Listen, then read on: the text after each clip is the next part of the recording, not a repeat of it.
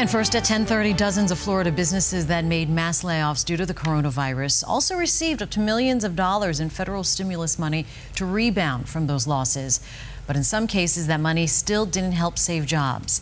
Jane Monreal here. Thanks for joining us and staying with us at Fox 4 News. Patrick joining us shortly. Four in Your Corners investigator Katie LaGrone explains.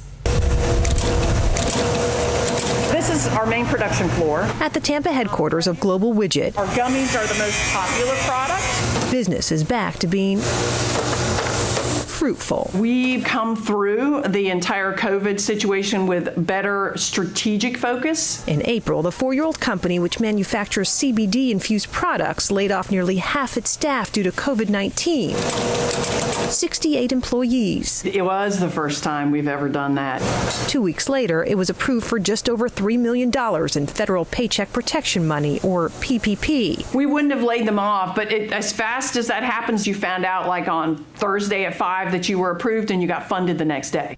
This hemp distributor among at least 24 Florida companies we found who reported making mass layoffs to the government over COVID-19, but managed to secure federal help due to the pandemic. You laid off a bunch of people, and then you got a bunch of money. That's correct, and we hired back those people. The company's chief compliance officer tells us in addition to rehiring all 68 laid-off employees, they've hired 8 more. Without that PPP money, We would not have rehired all those folks for sure. We brought back most of them. The Jewish Community Center of Orlando received just under $700,000 in Paycheck Protection Money in April, not enough to bring back all 136 people it laid off in March. Because we don't have 8 classrooms, I don't have jobs for those teachers. Revenue is still down, leaving the not-for-profit to lay off about a dozen more of its staff since. So we've had to make adjustments to match the economic reality. Around the state, car dealers, hotels, and restaurants are among the businesses we found that reported mass layoffs despite securing PPP money. Some restaurants, including this one in Miami, remains closed with plans to reopen soon, according to its website. We're running the company just like any other company.